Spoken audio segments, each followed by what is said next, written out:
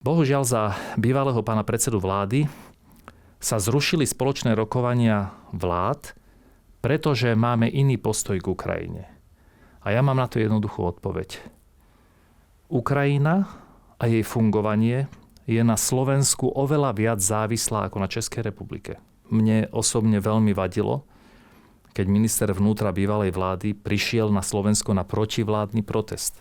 Začneme migračným paktem ovšem. No samozrejme, lebo migračný pakt každej krajiny musí byť premietnutý do života obyvateľov. Migrácia má byť regulovaná a má byť cielená. Ale a priori si myslím, že slovenský politik nemá byť súčasťou predvolebného boja v Českej republike a český politik v Slovenskej republike.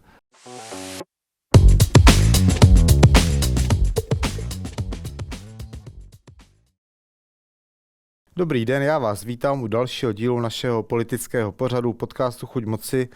Dnes je s námi host převzácný, host, který přijel z, nevím jestli použít slovo zahraničí, každopádně ze Slovenska, z našeho bratrského národa, sousedního národa. Je jím předseda Slovenské národní rady, pan Richard Raši. Dobrý den. Príjemný deň prajem a ďakujem za pozvanie. My děkujeme, že jste si ve svém náročném programu udělal na nás čas. Asi obligátně začnu, jaká byla cesta. Cesta bola výborná, rýchla, ale hlavne som sa tešil, pretože tak ako u mňa, teda na Slovensku a na Bratislavskom hrade som prijímal predsedu poslaneckej snemovni vášho parlamentu Tomia Okamuru, tak ja budem prvý predseda parlamentu, ktorý ho navštívi v jeho funkcii a myslím si, že to je to správne, pretože my politici musíme dávať aj symboly. A prvá cesta českého predsedu parlamentu na Slovensko a prvé prijatie predsedu parlamentu v Prahe má patriť Česku a Slovensku. No bez pochyby. Já jsem se narodil třeba ještě ve federaci. Ja som vo federácii bol dospelý. Takže si krásně rozumíme, když mluvíme každý svým rodným jazykem, že jsou si nejblíž.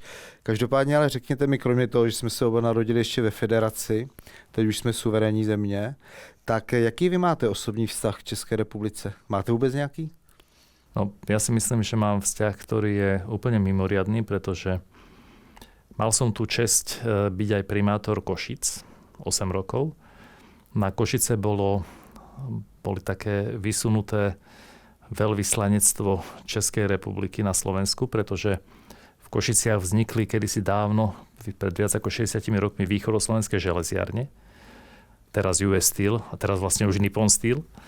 Ale vtedy prišla naozaj obrovská masa odborníkov z Čiech, ktorí pomáhali budovať železiarne a ktorí tam ostali žiť. Boli to učitelia, boli to experti, boli to majstri, boli to celé rodiny a keď som sa stal primátorom, tak česká komunita bola jednou zo základných komunít, ktorá tvorila život mesta. Kým dovtedy mali Košice 60 000 obyvateľov, po rozvoji východoslovenských železiarní ten počet stúpol až na 240. Takže ja mám, nie že skúsenosť, ale ja mám pozitívny sentiment ku českému národu úplne prirodzený, lebo aj oni tvorili naše mesto, sú jeho súčasťou a naozaj musím povedať, že to spolunažívanie Čechov a Slovákov bolo tak dobré, ako len môže byť. Takže pre mňa je to aj srdcová záležitosť a doteraz, a to musím povedať naozaj úplne otvorene, doteraz som presvedčený, že Košice sú mestom, kde ten vzťah k Českej republike, aj k hlavnému mestu, k Prahe je podľa mňa jeden z najlepších v rámci celého Slovenska. No tak to bylo ještě předtím, ty Košice, ale teď od roku 1993 máte nějaký osobní vztah nebo zkušenost právě k České republice? Mám, a tak o tom asi nikto nevie, ale keď sme sa rozdeľovali, tak som bol študent medicíny a vtedy sme vytvárali Českú a Slovenskú organizáciu študentov medicíny, ktorá sprostredkovávala zahraničné praxe pre študentov medicíny. Bol to ČEMSIK, ktorý podľa mňa existuje doteraz, a SLOMSA. A my spoločne s kolegami a priateľmi z Čiech a my zo Slovenska sme robili to, aby aj po rozdelení Československa všetko fungovalo úplne 100%. A dlhé roky som športoval, robil som judo a jeden týždeň sme boli na súťaži na Slovensku, druhý týždeň v Čechách, čiže ja som to obdobie úplne prežíval. No a teraz v tejto funkcii, v ktorej som, to začalo už dávno, pretože bol som minister zdravotníctva pred 17 rokmi, potom primátor, potom som bol podpredseda vlády, potom minister regionálneho rozvoja, teraz som predseda parlamentu, takže ja tvrdím, že napriek tomu, čo si politici myslia a čo robia, tak tie väzby, ktoré sú medzi našimi národmi, nerozdelia, aj keby chceli. A preto si myslím, že je našou povinnosťou reflektovať na to, čo chcú občania. A tí občania Slovenskej a Českej republiky chcú, aby sme si boli tak blízki, ako sa len dá. A preto som rád, že som tu aj dnes a preto som rád, že svoju prvý predseda parlamentu, ktorého príjme váš predseda parlamentu, budem práve ja, lebo tak to má byť. Víte, já vím, že vy to víte a my to taky víme, takže kolem toho nebudeme chodit jako kolem horké kaše. Tady otázka slovenská vzbudila a vzbuzuje velké vášně.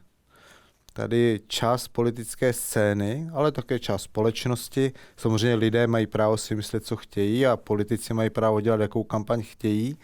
Tak pořád mluvili o naší cestě na východ, že nás zatáhne vláda, která teď vznikla, a předseda poslanecké sněmovny Tomio Okamura, který tedy s ním budete za chvíli, takže nás zatáhnou na Slovensko, že na Slovensku vládne, to říkal předseda TOP 09, že Slováky má rád, ale, to nízké Slováky máme rádi, ale, tak tam to ale za ale bylo pomílený proruský politik, tím myslel vašeho předsedu vlády, pana Roberta Fica. No, a zase druhá část jim namítá, že nám do Slovenska nic není a že naše země asi nebude driftovat. Že? Takže řekněte mi, co si o tom myslíte? Co si o tom myslíte pro české publikum, je to samozřejmě. Co si o tom vlastně vy, že nikdo se jaksi vypadá, že se neobtěžoval zeptat, co si o tom myslíte vy, jakožto suverénní politici na Slovensku. Áno. Viete, a to môžem povedať úprimne a hovorím to nielen za seba, za politickú reprezentáciu, ale som presvedčený, že aj za občanov Slovenskej republiky. My vás máme radi bez toho ale. A to myslím úprimne. Nám je jedno, kto tu vládne a neovplyvní to náš vzťah k občanom Českej republiky a vy pre nás budete bratský národ. A to hovorím zo srdca. Ale nie je nám jedno, kto tu vládne kvôli našim vzťahom. Pretože, a to hovorím tak, ako bolo, spoločné československej vlády neboli donedávna preto, lebo to niekomu politicky vyhovovalo, ale preto, lebo naše historické, spoločenské a ľudské väzby sú tak silné, že spoločné stretnutie vlád je prirodzeným vyvrcholením spolupráce a vieme príjmať konkrétne projekty, ktoré robíme spolu. Hej. Čiže to nemá politickú výhodu ani body. To je úplne prirodzené. Bohužiaľ za bývalého pána predsedu vlády sa zrušili spoločné rokovania vlád, pretože máme iný postoj k Ukrajine. A ja mám na to jednoduchú odpoveď. Ukrajina a jej fungovanie je na Slovensku oveľa viac závislá ako na Českej republike. Opakujem. Existencia Ukrajiny a bežného života je oveľa viac závislá na Slovensku ako na Ukrajine. Pretože my sme ten priamy sused. My ponúkame stabilizáciu elektrickej siete a predchádzame blackoutu na Ukrajine. My im dávame energonosiče, my máme ukrajinské školy, my máme na počet obyvateľov najviac utečencov z Ukrajiny a my, a to chcem zdôrazniť, my sme mali 3 spoločné vlády slovensko-ukrajinské. 2 na Slovensku, 1 na Ukrajine. Tak povedzte mi, čo je to za paradox, že bývalý predseda vlády sa odmietol stretnúť s našou vládou a pritom ukrajinská vláda 3-krát s nami rokovala a aj predseda vlády sa stretol s prezidentom Zelenským. Preto hovorím, že darmo sa politici snažia robiť gestá.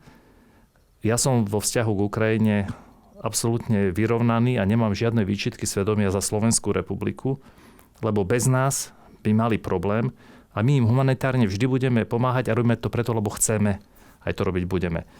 A gesto, že sa s nami niekto nestretne preto, že nedávame zadarmo zbrane na Ukrajinu, to je jeho rozhodnutie. My už nemáme čo dávať, my sme všetko darovali na začiatku. My už nemáme ani vlastnú ochranu neba, my musíme požiadať vás, musíme požiadať okolité krajiny. Takže preto som povedal na začiatku, že bez ohľadu na to, kto je pri vláde, tie vzťahy budú dobré. A preto som povedal, že ale je mimoriadne dôležité, aby aj tie vzťahy medzi vládami a medzi parlamentami boli na takej úrovni, ako si to vyžadujú ľudia. A ľudia chcú, aby sme boli takto pri sebe. Sme dva suverénne samostatné štáty, ale zároveň máme množstvo prienikov a keď budeme spolu, tak vytvoríme silu viac ako 15 miliónov obyvateľov a vieme niečo aj vybojovať. To je pravda. Takže co bylo? To už teď není to, co bylo. Teďka je tady nová vláda, která ještě nemá důvěru u nás, mělo by se to projednat 13. ledna. V poslanecké sněmovně naší, my máme samozřejmě dvoukomorový, to všichni víme, tak v poslanecké sněmovně, to je tam, kde se to láme ten chleba. 108 ku 100. Tak to vyzerá, nie? Tak to vyzerá.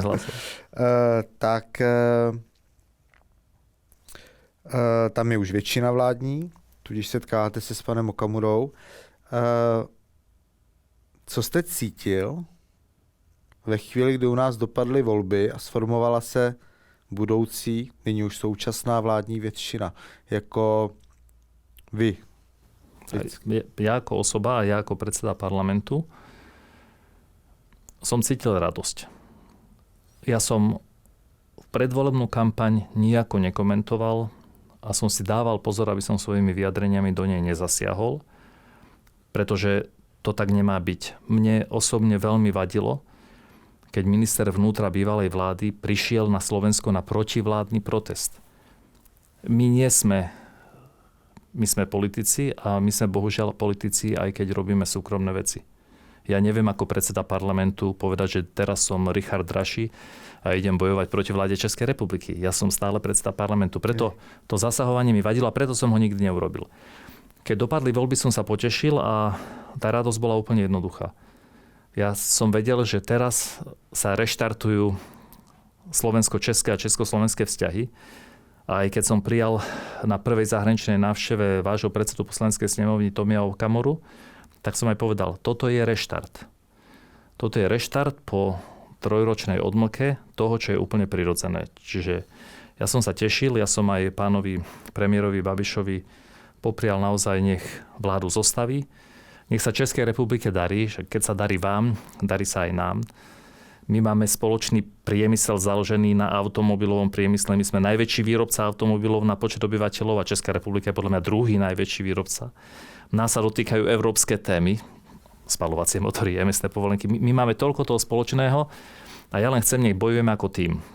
My dvaja, vaša republika a naša, a nech k tomu pripojíme aj Poľsko a Maďarsko a nech vytvoríme silnú V4, viac ako 60 miliónov obyvateľov, lebo keď si takto buchneme po stole v Bruseli, tak nás už budú počúvať. Takže pre mňa to bola radosť, reštart spolupráce a hlavne ja som presvedčený, že ja to tak cítim, že obyvateľe Českej republiky a Slovenskej republiky chcú, aby sme mali dobré vzťahy. Neexistuje jediný dôvod nemať dobré vzťahy spoločne a ja verím, že zabojujeme aj lepšie životy našich obyvateľov. No, doufujeme v to. My jako občané si samozřejmě zasloužíme prosperitu. Pojďme na ty konkrétní věci teda rovnou. Začněme migračním paktem ovšem. To je podle mě také zásadní. Česká vláda se usnesla. Předseda české vlády Babiš je aktuálně tedy v Bruselu zrovna. Česká vláda se usnesla, že odmítá migrační pakt. Jak je to z vaší strany, jak to vidíte ve spolupráci našich zemí v této oblasti migrace? Čiže hneď prvá téma, hneď spoločný postoj. Hej? Samozrejme, lebo migračný pakt každej krajiny musí byť premietnutý do života obyvateľov. Náš minister vnútra, ktorý bol minulý týždeň na rokovaní ministrov vnútra, takisto odmietol migračný pakt a povedal, že však sú krajiny, ktoré majú nejaké výnimky v migračnom pakte. My medzi nimi nie sme. Migrácia bola aj jednou z tém, vďaka ktorej vznikla súčasná slovenská vláda, pretože pri konci bývalej vlády sme mali práve obdobie, keď sa migračné trasy presmerovali cez Slovensko. Prvýkrát výrazne. A ja tam byl zrovna. Ale viete, migračná trasa nevzniká preto, že je tam dobré dopravné spojenie. Vzniká preto, že daný štát hranice nechráni.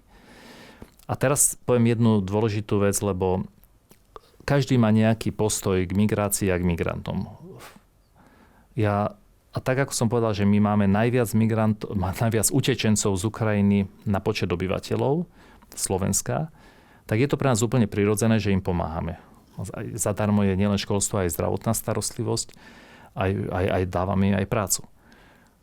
Na druhej strane nemôžeme si myliť humanitárnu migráciu alebo migráciu kvôli vynútenú vojnou s ekonomickou migráciou. A my sme sa stali na chvíľu trasou pre prevažne ekonomických migrantov a urobilo nám to obrovské problémy. Čiže my tvrdíme, že migráciu, v tom máme asi spoločný postoj, a už to berá aj Európska únia, migráciu treba riešiť tam, kde vzniká. Migrácia má byť regulovaná a má byť cielená. My máme migrantov oficiálnych, ktorí chodia pomáhať do našich automobiliek. My sme podpísali dohodu, teda premiér, s Uzbekistanom a s mnohými inými krajinami, kde prijímame ľudí, ktorí sú legálni legálni migranti, pretože nám poskytujú kvalifikovanú silu, ktorú my nemáme. Ale keď by sme pokračovali v tom, čo kedysi veľká politička, aj veľký politik robí chyby, Angela Merkel, keď povedala, že vás tu vítam a vidíte, čo tu vzniká. A migrácia je o tom, či to zvládne váš sociálny systém, vaše školstvo, či to zvládne vaše obyvateľstvo a či to zvládne vaša bezpečnosť. Čiže možno môj slovník je iný ako slovník môjho partnera Tomia Okamuru, ale asi tá podstata je presne tá istá. Európa nemôže prijať všetkých migrantov sveta. Na druhej strane Európa vždy mala veľké srdce a prijala tých, ktorí byli v núdzi. No, tady si možná můžeme zkoušet tu spolupráci. On ten slovník, já když to poslouchám, a tak já jsem ale zvyklý mluvit jako politicky, tak když tu mezi řádky, tak je to stejně podobné, ale jinými slovy. Ale podstata zůstává. No jo, ale když teda zníte každý jinak, tak vy to pak uděláte, abyste byli teda v tom bratrském sepětí. Ale ja som presvedčený, že tá podstata je, a to vnímanie je veľmi podobné. Ja som prvýkrát v živote videl predsedu poslaneckej snemovny Tomia Okamuru, keď prišiel ku mne. Prišiel s veľkým tímom, z ktorého sú už traja minimálne ministri novej vlády.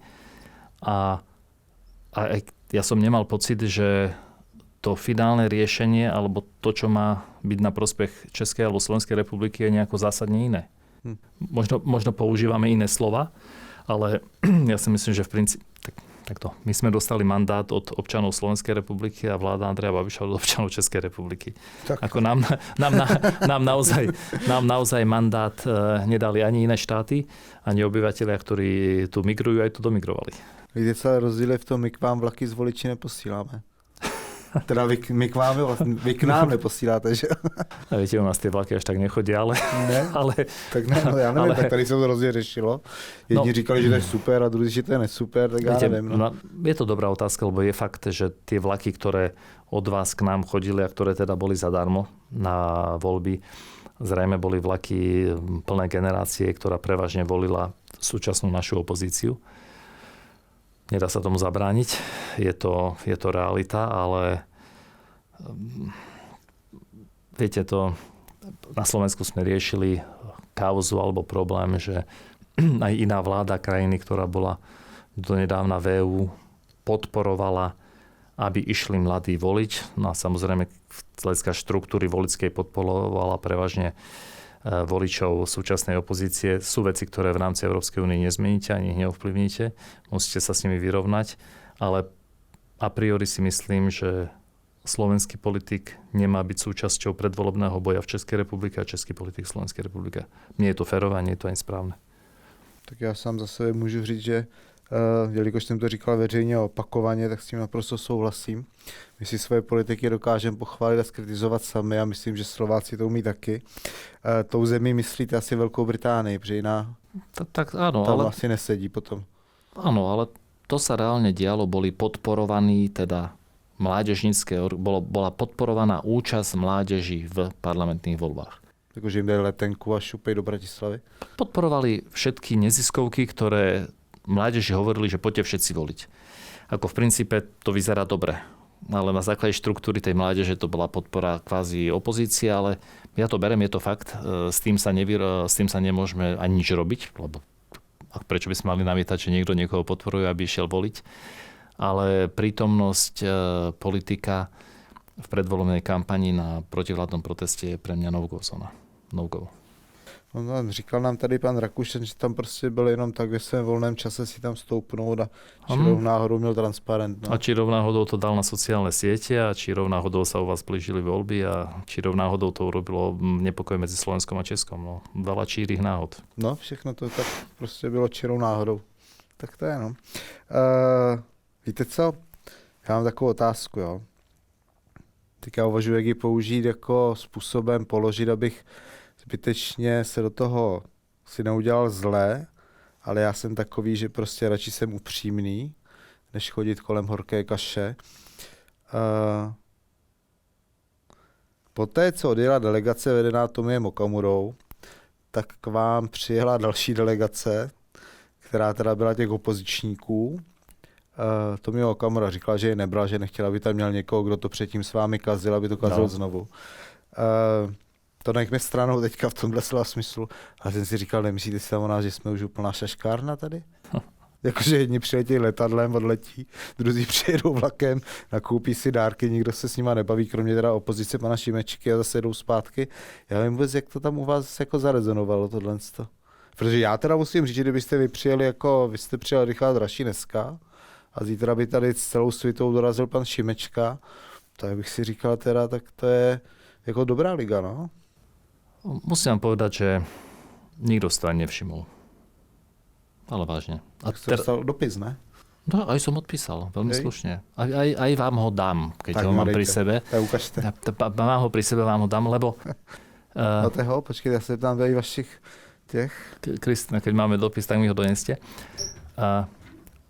No, zarezonovalo to možno 5 minút, keď tam boli, lebo tak toto naozaj na Slovensku nikoho netrápi. To myslím vážne. Ale ja som veľmi slušne odpísal pánovi Bendovi, ktorý mi písal dopis. To dajte panu predsedovi, ja to nechci brať. Ja nemám okuliare, ja tak nič nevidím, ale je tam môj podpis. Ale ja som aj poďakoval, že mi napísal. A som povedal, že sa s ním rád niekedy na záver oficiálne stretnem. A zároveň som položil otázku, či je to naozaj úprimné. Pretože ja som ich všetkých čakal v časoch, keď boli vo vláde. A tie cesty nejako nešli. Takže moja otázka je, že prečo teraz a prečo sa tej ceste urobili na sociálnych sieťach také PR, že to nemalo spoločné nič so Slovenskom, ale malo to spoločné len s bojom proti novej vláde Českej republiky. Tá ich cesta, Tomio Okamura bol na oficiálnej ceste a ja som ho oficiálne prijal. Na základe pozitívneho vnemu z jeho oficiálnej cesty sa rozhodli opoziční politici, že prídu na Slovensko a ja som stál na tej stanici až do vašich českých volieb a oni nechodili. A prešli voľby, tí politici, ktorí podporovali nestretávanie sa so slovenskou stranou a ktorí podporovali, aby neboli spoločné vlády československé, sa naraz rozhodli prísť. Ja viete, ja po tých mesiacoch od konca marca až do októbra, čo som ich čakal na stanici, aby prišli vylepšovať vzťahy a nedošli, tak ja som už naozaj v danom momente nemal čas ich prijať. Já tomu rozumím. Já tady dokonce, já nevím, jestli z toho můžu citovat. No môžete, to je oficiálne, jasné, môžete kľudne, samozrejme. Tak dík, no. Tak vy tady píšete, no, že máte pocit, že to cílem nejsou vzájemné vztahy našich zemí, ale naplňování vnitropolitických a úzkostranických záměrů, jakože z hledisk, které nemají místo v naší československé vzájemnosti, tak jste jim to tady i napsal. Tak oni to nechtěli, pan Benda to nechtěl nám tady říct. Ale to môžete zverejniť, tam som písal to, ako som to cítil. Jo. Lebo vzťahy kreujete vtedy z hľadiska vlády, politiky a moci, keď ste pri moci. Tak co, já se nedivím, že nám to pan Benda tady nechtěl říct, co je tam napsané. Protože on říkal, že to je soukromá korespondence, tak nám to vedoucí té opoziční delegace radši neřekl. Nie, ja som to ako napísal, oficiálne ako predseda parlamentu, nie ako Richard Draši z Košic. A na záver som sa aj potešil, že keď prídu oficiálne, tak to stretnutie urobíme. Můžeme to ukázat do kamery? No však samozrejme. Aby každý viděl, jak vypadá tady, těch kamer je tady 5, tak já nevím, kameraman mi snad nějakou tady. Ano, děkuji, takže to máme. Tak nevím, jestli z toho někde něco bude mít, ale máte to udělané hezké, to je tak hezké písmo. Dobre. No to dole je podpis, to nie je EKG. Je dobré. Ne, víte co, ale máme podobný, už jsme se mohli navzájem někdy jako... Tak dúfam, že to nebudeme stíhat. Keď budete v banke, prosím, nepoužite to, keď budete pracovať s mojím účtom. Víte co, ale moje příjmení začíná právě na to jiné písmeno, takže tam je ten rozdíl. A mám tam ty tečky 2. No, teď jsme to prozradili všem, ale jaké jsou... ale vrátim sa k tomu naozaj. Ne, teď vážne. Ja rád príjmem hocikoho, ale viete, keby tá návšteva mala nejaký iný rámec, ale nie, že sa najprv rozohnia proti novozvolenému predsedovi, potom z toho urobia show na sociálnych sieťach, potom ukazujú, ako sa balia, čo si tam balia a čo chcú. Však ja som rád, že Tomio Okamura prišiel a že sme našli zhodu. Však my nie sme rovnakí. My máme na mnohé veci naozaj aj osobne, pozrieme si jeho aj moje sociálne siete, máme aj rozdielne názory. Ale keď sa vieme zhodnúť na tom, že vieme mať spoločné stanoviská na európskej úrovni, že máme mať spoločné stanoviská kvôli CO2, spaľovacím motorom, ETS-kám, k migračnému paktu, keď vieme zjednotiť V4 pri novom viacročnom finančnom rámci, čiže pri nových eurofondoch a v budžete Európskej únie, tak akože prečo by som ja mal robiť gestá, ktoré spoluprácu narúšajú, lebo toto by bolo gesto, že chcem narušiť spoluprácu s niekým, na koho som sa tešil, že príde preto, lebo budeme spolupracovať. Ja som nevedel, kto bude predseda parlamentu, ale som vedel, že keď ste sa vyskladali, že ten, kto príde, bude chcieť, aby sme znova boli sila. A ešte jedna dôležitá vec. Keď si vezmete Európu, tak bývala západná Európa, bývalý blok Sovietskeho zväzu, a my sme medzi. Aj my, aj hore Poliaci, aj dole Maďari. My sme nárazník, ktorý vie byť aj ekonomický, aj bezpečnostný nárazník. Preto hovorím, že V4 musí spolupracovať, lebo to sa môže rovnať aj tomu, že naši ľudia budú žiť bezpečne ako teraz a že budú z toho ekonomicky ťažiť. Lebo raz vojna na Ukrajine musí skončiť. Ja som veľký fanúšik mierového usporiadania, len nech už je. A potom nastane veľká rekonštrukcia a rozvoj Ukrajiny, však je to zničená krajina a my chceme byť pri tom. My národy, ktoré máme k sebe blízko a sme blízko aj geograficky, takže preto som nepovažoval za vhodné urobiť gesto, ktoré konečne dobré vzťahy aj na vládnej úrovni by zbytočne narušilo. Keby sa ma predseda Tomio spýtal, Richarda, prečo si ich prijal, keď prišli neoficiálne, ešte to robili ako gesto proti mne? Ja by som na to odpovedať nevedel. Tak logicky, víte co, já si myslím, že je logické taky. Já jsem předtím tady trošku opustil humoru, protože jsem si vzpomněl na tu cestu a vy jste tak diplomaticky řekl, že to byla trošku šaškárna, ale tak trošku jsem se tady zasmál, protože jsem si vzpomněl, že tam paní Šebelová s sebou měla takového medvídka v tom vlaku, ale už to nechme, není to podstatné v tuto chvíli. Chcel by som upozorniť, že u nás medvídci teraz behajú po mestách a sú aj povolenie na odstrel, takže by som bol opatrný. No, tak ale viete, chodia už po nákupných centrách pomaly. Tak. Ale zase to znamená, že máte jako zdravou přírodu. Ale nie je v nej dostatok jedla. Nechcel som ale uraziť žiadnych ochranárov. Ne, tak pojďme dál, ale no tak rozumíte, tak lidí je hodně, ale medvědů jako ubývá, že jo? Takže dokud nežerou lidi, tak... U nás ich pribývá. U vás ich přibývá? No, to je myslím, tady kolik tady máme medvědů. To asi nechme bokem, to stejně necháme, až přijde náš ministr životního prostředí. Pojďme dál k těm společným věcem, protože bohužel jsme limitovaní časově. důležitá věc je, vy jste o tom už mluvil trošku, jo, ještě jsem se ale chtěl zeptat, víte, ještě s tou Ukrajinou, mě teďka zajímá hlavně československé vztahy, které byly předtím rozbité kvůli třetí zemi Ukrajině, teďka už nejsou. A jenom jedna taková věc, vy jste říkal, že máte ukrajinské školy, zdravotnictví zdarma, sociální systém zdarma a vaši lidé, jako občané, jsou s tím v pohodě, protože tady část občanů, velká, čím dál větší, podle průzkumu je s tím trošku nespokojená už, že jako jak si dochází kapacity. No a naše ministerstvo vnitra, ještě vedené bývalým ministrem, co byl u vás demonstrovat proti vám, tak to psalo do Bruselu, že jsme jako taky na hranicích už. No. A tá mienka sa, určite to ukážu prieskumy, sa trochu mení, lebo hneď po začiatku vojny my sme boli prvá nárazníková zóna s krajinami, ktoré majú spoločnú hranicu. A to, čo sa dialo, bolo úplne prirodzené a ľudské. A naozaj ľudia pomáhali. Prvé zareagovali mestá, obce a ľudia. Trvalo štátu, kým sa spamätal. Hej, bolo to v roku 22. Samozrejme, máme aj negatívne prípady a tie potom niekedy formujú verejnú mienku. Aj preto my tak tlačíme na to, aby sa, a budeme radi, keď sa podpíše nejaká forma mierovej dohody, pretože v každej krajine sa postupne vyčerpáva ten národ. Lebo potom vznikajú otázky, tak áno, však niečo nás to stojí, urobili sme to prirodzene. Na druhej strane je to len z toho istého budžetu. Ale myslím si, že aj tým, že sme sa od začiatku vyhranili, že nebudeme podporovať Ukrajinu zadarmo vojensky, tak tá verejná mienka tú humanitárnu pomoc akceptuje. Pojďme dál. Další možnosti naší spolupráce, pojďme ještě k té Evropě.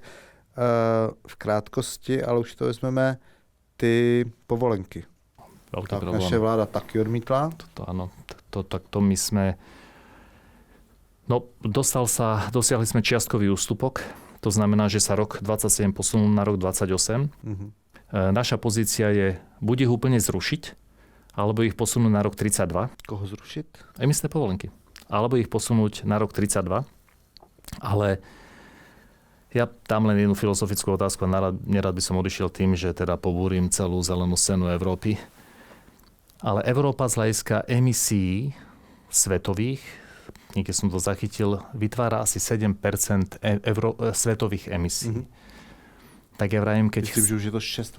6, hej. No tak potom sa len pýtam, že Green Deal, my tých 6% zvládneme a čo tých 94% vo svete a prečo by výsledkom toho malo byť sebazničenie Európy? Čiže preto vravím, robme veci racionálne, ale myslíme na to, že Green Deal, aj ja chcem, aby moje vnúčatá a deti žili v zelenej Európe, ale rád by som bol, aby mali aj prácu. Aby sa aj niečo produkovalo v Európe, pretože oceľ, a som z Košic, kde je US Steel, má problémy konkurencieschopnosti, lebo oceľ z Ázie alebo z Južnej Ameriky je oveľa lacnejšia. Elektromobily, Európa mala byť elektromobilová, no ale ten elektromobil je taký drahý, že podporovaný elektromobil z Ázie tu príde, už je aj rovnako kvalitný a je o 30% lacnejší. Je to hezký, ty. Ešte to aj dobre vyzerá. No. A preto sa pýtam, že a dokedy máme byť zelení? Až do úplnej straty konkurencieschopnosti Európy. Preto sme jasne proti ETS dvojkám, pretože u nás to by mohlo mať dopad na domácnosť až 3 000 eur. Tak keď toto urobíme, tak to nemusíme ani čakať na ďalšie voľby. To rovno môžeme podať demisiu a odísť sami. Čiže a preto máme, ale tento názor majú aj Poliaci, aj Maďari. Už sme V4, aj mnoho iných krajín. A preto vravím, že Amerika, vidíte, inovujú, rozvíjajú sa. Amerika first. Ázia investuje všade. A Európa sa samoreguluje. Ako izolovaný zelený ostrov v rámci sveta, ktorého výsledkom je, že sa tu nebude nič vyrábať, preháňam, lebo to nebude predaja schopné, pretože to bude tak drahé. Čiže ja vravím, použijeme zdravý rozum, kým stará dáma, Európa nezahynie na krásu. Rozumím tomu. Jenom jsem chtěl dodat, že taky můžeme být tak dlouho zelení, až se půjdeme pást. To je takový, tak je to tak. Já osobně taky chci zdravou přírodu. Já si myslím osobně, když lidi nebudou se chovat nepořádně a nebudou tam házet pneumatiky a láhve a nevím co do přírody, tak to možná čemu pomůže. Tak jenom tak podle mě. Každopádně ta elektroauta, já jsem to samozřejmě jel. Myslím, ty hybridy nejsou nic proti ničemu, ale fakt je, že samotným elektroautem dojet třeba z Prahy k vám na Slovensko, tak to je docela někdy výkon. Ja len jednu otázku. Ja nemám elektroauto, ja mám hybrida. Asi to nehovorí našim divákom až tak veľa, ale kedy je elektroauto zelené? Když nemá výfuk v elektrárne? No, ale skadiaľ bere elektriku? Lebo vezmime si Poľská republika, Poľsko. 80 alebo 85% elektriny je robené z uholných elektrární. Elektromobil v Poľsku je zelený? No je proto, kdo si to koupí a neuvědomí si, že to má výfuk té elektrárne na uhlí. Hej? No, čiže preto vravím, však my tlačíme do elektromobility a máme krajiny, a však vidia aj Nemecko pozatváralo atomové elektrárne a otvorilo uholné. Však ten elektromobil, keď je v krajine, ktorá má energetický mix o tom, že je väčšina elektriky robená z uhlia, tak to elektroauto je v princípe znečisťovateľ ovzdušia. No isté. A ešte si ty technológie sa musí vyrobiť. Vyrobiť? A B otázka, a ako sa to bude likvidovať? Baterka. Čiže my sme sa vedľa toho jaderného úložišťa. No, my sme sa nahrnuli do jedného obrovského projektu a teraz sme zistili, že vlastne nie je to ani zelené, že nie je to ani konkurencieschopné a ľudia to ani nechcú. No ale když se v Bruselu rozhodnou, každopádně pojďme dál, tak teďka EU ETS 2 máme. Teď je tady aktuální věc, kterou jsem chtěl rozhodně se zeptat. Takže předpokládám, že naše země může spoléhat, myslím aktuální vládu, že aktuální slovenská vláda bude s ní hlasovat v souladu v migračním paktu a EU ETS 2. To určite áno.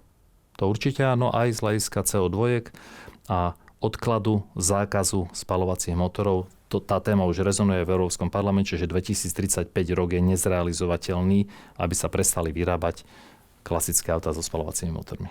Tak a pane předsedo, je tady aktuální věc. Použití zmrazených ruských aktiv neboli ruského majetku, většina je v Belgii, něco je ve Francii a v Německu úplná menšina. Belgie nechce, tak to je jedna věc. Ale pan předseda české vlády Andrej Babiš řekl, že Česká republika také nechce, že nejsou peníze a potřebujeme peníze pro Českou republiku, české občany. A nechce. Podobně jsou na tom Itálie, Bulharsko, Malta. Tak, a co vy, Slovensko? My hovoríme to isté. V tomto máme retoriku rovnakú. A vrátim sa k tomu podstatnému.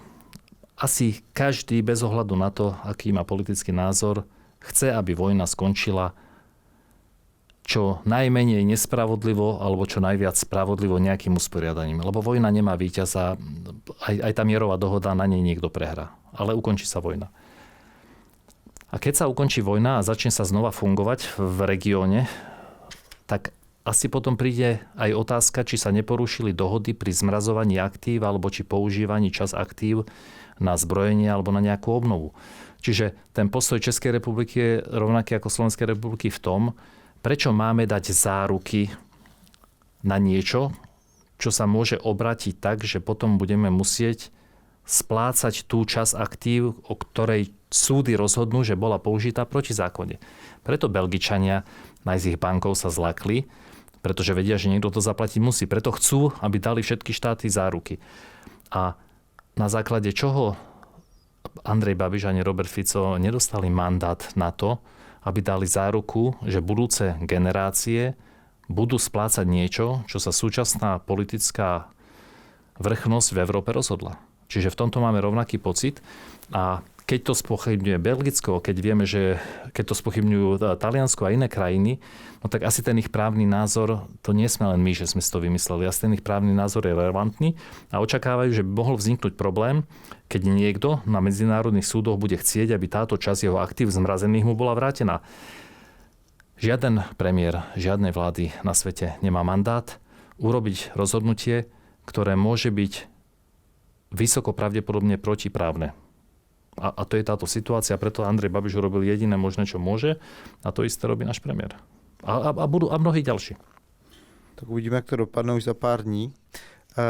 De facto my natáčíme tedy, protože vy jste přijel ve středu, už natáčíme ve středu, vyjdeme ve čtvrtek a ve čtvrtek se už možná rozvíme rozuzlení nebo v pátek. Každopádně ještě jedna věc, pomalu se chýlíme k závěru z časových důvodů.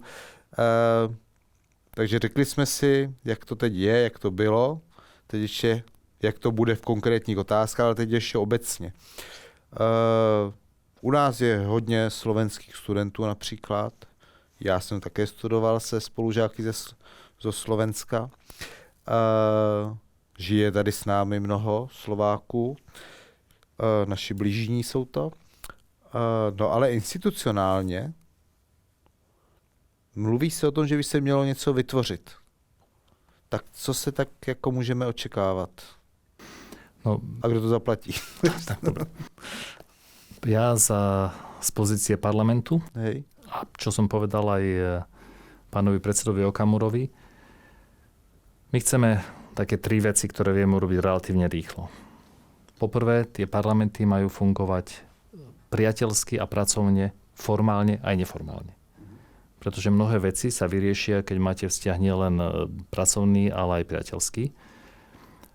My chceme, aby fungovali naše výbory spoločne, lebo ETS-ky, CO2, migrácia, to je všetko odborná téma a predsa ten návrh sa musí schváliť v parlamente, či v českom, či v slovenskom. Čiže aby sa stretávali výbory a robili. A chceli by sme, aby spracovali aj naši zamestnanci, naše administratívy, pretože chod parlamentov, rokovací poriadok, problémy, zmeny, čo robíme my, čo vy, je dôležité aj preto, aby to, čo nevidíte na obrazovkách, aby pracovalo. Však niekto ten zákon musí pripraviť, niekto musí pripraviť všetky súvislosti, ktoré prináša. Pardon, já vás jenom přeruším, my občané si vás od toho platíme. A vy si nás ešte platíte a vrajím... Abyste nám pak příště řekli, tohle jsme pro vás udělali. A platíte nás lepšie, ako je priemerná mzda v našich krajinách. Takže verím, že aj u vás majú poslanci viac, ako je priemerná mzda. Nevím, jak to do Slovensku. U nás takisto, samozrejme u nás takisto. Čiže sme za svoju prácu platení. Druhá vec je kultúrno-historická, lebo to nám nikto nevezme. My máme spoločné osobnosti, my vieme robiť aj prezentovať naše krajiny v našich inštitútoch kultúrnych, aj v našich parlamentoch. K bratislavskému parlamentu patrí aj k slovenskému parlamentu patrí aj Bratislavský hrad. Je to úžasný symbolický, ale aj galerijný priestor, čiže my chceme to československé, aby bolo stále výnimočné. Výnimočné z hľadiska celého sveta. No a tá tretia dôležitá vec sú pre mňa mládež.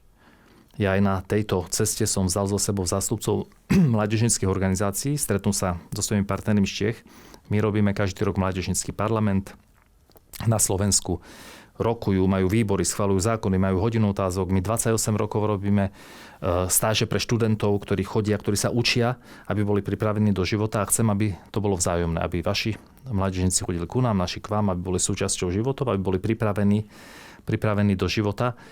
Takže my sme pripravení na to, aby parlamenty bolo vidieť, vláda je exekutíva, ale môže pracovať a rozhodovať na základe toho, čo v parlamente je schválené, na základe zákonov.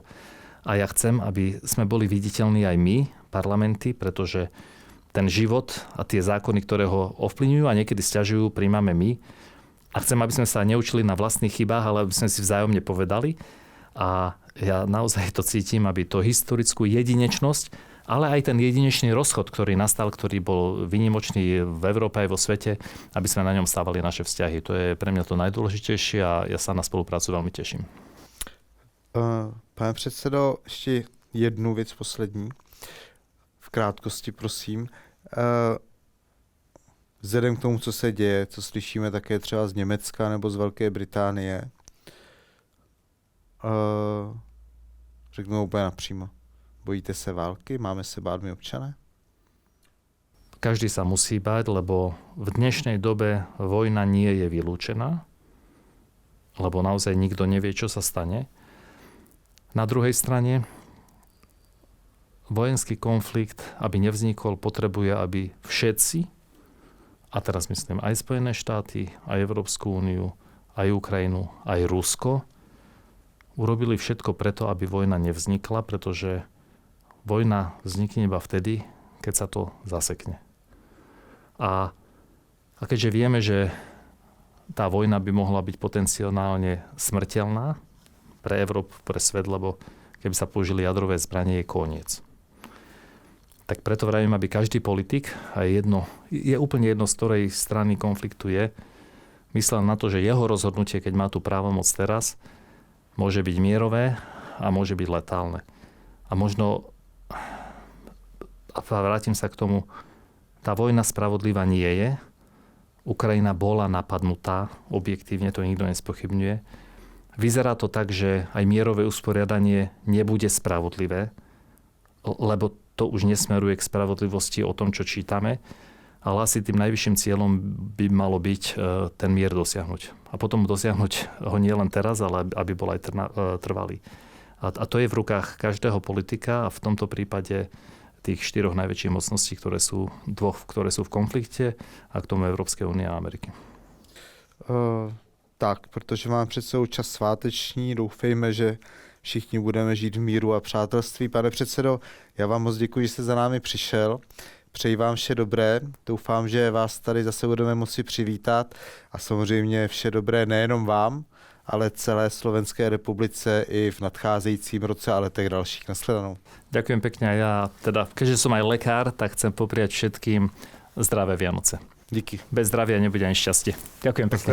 Zdraví v první řadě. Ďakujem pekne. Politika, správy i lifestyle. Objevte podcasty Dataran.